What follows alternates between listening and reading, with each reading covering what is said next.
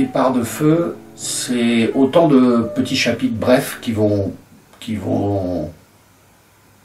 exploser, qui vont irradier le livre. C'est autant de petites expériences. C'est vrai que ça se présente comme un journal, ce livre. Et je l'ai écrit comme un journal. C'est-à-dire, je l'ai écrit vraiment au fur et à mesure. Et à chaque fois, j'ai réduit à l'extrême les événements pour en faire des chapitres brefs, encore une fois, qui est une espèce de puissance de feu, effectivement, de puissance d'allumage, pour allumer le lecteur. Voilà. Il y a un seul feu il y a aussi le départ de feu, ça veut dire départ aussi, quelqu'un qui part. Enfin, le départ. Et c'est vrai que c'est un livre qui traite de la mort de ma sœur. Donc, ce départ de feu, c'est aussi le départ de ma sœur. Et c'est aussi le départ de l'écriture, puisque à la fin, effectivement, du livre, on voit le narrateur, qui est vraiment très proche de moi, pour le coup, de plus en plus proche. Je m'approche au ralenti de mon autobiographie, est en train d'écrire et de souffrir pour écrire, et tout à coup, il trouve une solution de vie. Donc c'est aussi ça, le départ de feu.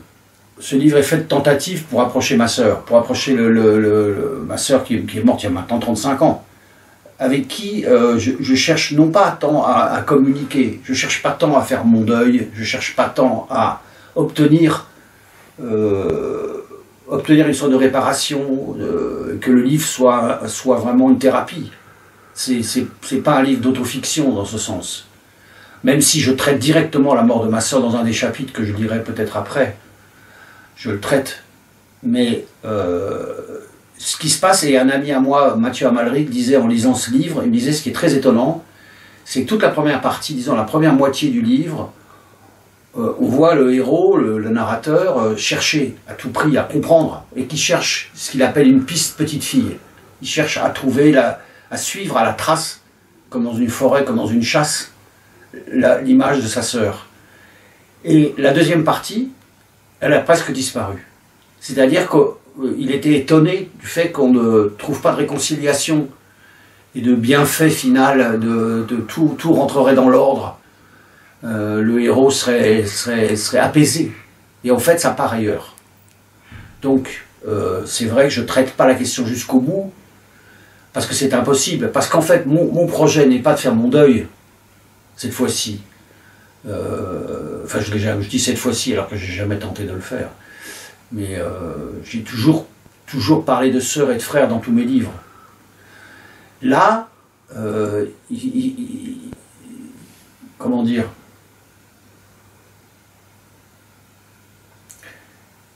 j'avais perdu mon frère aussi, et j'avais gardé pour mon frère un intérêt. Je m'intéressais à mon frère, je m'intéressais à sa vie, à sa biographie, à ce qu'il me disait, à ce que j'ai gardé de lui, etc. Et je pense très souvent à lui, comme ça, je rêve tout souvent de lui. C'est plutôt un sentiment agréable. Mais ma sœur, elle a disparu corps et bien. Je n'ai pas d'intérêt pour ma sœur. Donc on a quelquefois, je trouvais scandaleux de ne pas avoir d'intérêt pour une morte. Donc ce que je cherche dans ce livre, c'est pas du tout, encore une fois, à me guérir d'un deuil ou d'une perte très importante. Je cherche à relier un intérêt. Je cherche à reconstruire un intérêt avec elle. Et il se trouve que j'y arrive, c'est-à-dire le narrateur y arrive, vous voyez, je dis j'y arrive en passant par les arbres. Très curieusement, je trouve une méthode qui vient de mon père. Mon père disait toujours, quand il se promenait dans son jardin, les arbres me parlent, et en fait ce sont eux, mes parents, sous-entendus, qui me parlent. Et du coup, j'ai imaginé comme ça une sorte de tactique, comme si on pouvait, via la nature, trouver de nouveau un intérêt. Donc j'insiste sur le mot intérêt, pour ne pas dire communication. Je ne cherche pas à communiquer avec elle, je ne cherche pas à l'entendre, je ne cherche pas à lui parler. Je cherche à ce que d'un coup je puisse me pencher vers elle, comme on se pencherait sur une question. Alors, ce livre est construit de manière assez étrange, puisque c'est à la fois un vrai journal et un faux. Mais c'est un vrai journal qui embrasse des dates complètement différentes. C'est-à-dire ça commence avec 2023 et ça suit tout de suite avec 1775. Et le narrateur pourrait être le même. Il vit de la même manière et il ressent pratiquement les mêmes choses à 2 siècles de différence. Et du coup se mêlent à ça des rêves, des cauchemars, se mélange à tout ça des récits de cauchemars, et des récits aussi de vraies choses, d'accidents que j'ai eus, et l'accident que je suis tombé dans un escalier, je me suis jeté littéralement dans un escalier, et comme ma sœur s'est jetée d'une tour, une tour célèbre, j'assimile ça à un désir très curieux qui est de s'approcher au plus près de la mort de quelqu'un. C'est-à-dire de voir ce que ça veut dire que de se jeter, par exemple, dans l'histoire de ma sœur. Et donc ça, c'est assez émouvant pour moi d'avoir pu relier les événements de ma vie en fonction de cette sœur disparue. C'est un livre qui reste effectivement, je crois, assez clair et assez simple à lire, mais qui est un peu énigmatique. Parce que, effectivement, je ne vais pas jusqu'au bout de la déclaration, et je ne vais pas jusqu'au bout. Ce livre ne commence pas comme L'étranger de Camus. C'est pas cash, mais ça l'est en même temps, puisque je fais les chapitres que je vais pouvoir lire peut-être. Je fais un chapitre où je décris littéralement son suicide. Mais simplement, comme c'est énigmatique, que je n'ai pas de réponse, j'allais dire, dans la deuxième partie, cet événement s'engloutit dans les autres, littéralement, c'est-à-dire disparaît. Et c'est pour ça qu'on a l'impression que c'est un euphémisme après, cette mort. Et que le lecteur, je crois... Ce qui m'intéresse, c'est de donner au lecteur une méthode, je crois. C'est-à-dire cette méthode de communication via les arbres, de communication via la nature. J'ai envie de partager ça. Je ne partage pas avec le lecteur ma douleur, même si les gens, pour l'instant, les retours que j'ai trouvent le livre très touchant, très émouvant. Mais ce n'est pas ça que je veux transmettre. Je veux transmettre une méthode pour s'intéresser aux disparus de manière très pragmatique, de manière très concrète. C'est comme si c'était un livre d'exercice aussi, comme j'ai toujours fait des livres qui ressemblent à des manuels de survie. Depuis le début, je fais des livres, des robinsonnades. Là, c'est la robinsonnade au pays de la mort. Mais c'est aussi un voyage avec des écueils, des difficultés, des retours en arrière. Le héros cherche, il est en recherche. C'est pas un livre conclusion, c'est un livre question. J'ai compris que c'était un livre sur ma sœur bien presque à la fin de l'écriture du livre. J'ai voulu d'abord faire un journal vraiment littéralement, et tout de suite m'est venue l'idée de faire un journal avec des dates qui n'ont rien à voir, 1924 et 1775 et 2024, juste des choses très... Et je l'ai écrit vraiment comme un journal, c'est-à-dire tous les jours en avançant littéralement.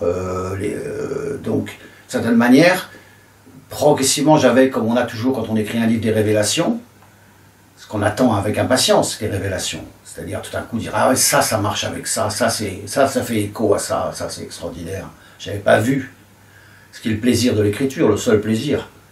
C'est le choc entre deux idées, deux sensations, deux concepts, deux anecdotes qui font des parts de feu.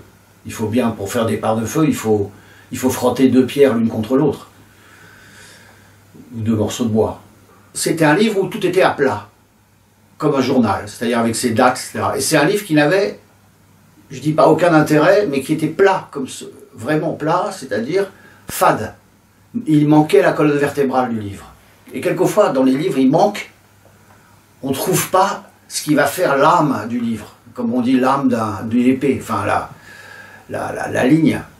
Et tout d'un coup, m'est apparu que ma sœur, qui ne tenait jusque-là qu'un petit chapitre, est devenue essentielle, et donc je l'ai remis dans le sens, j'ai recomposé le livre entièrement en fonction d'elle. J'ai fait partir sa mort beaucoup plus vite, et la recherche d'elle, avec cette espèce d'idée de piste petite fille, qu'après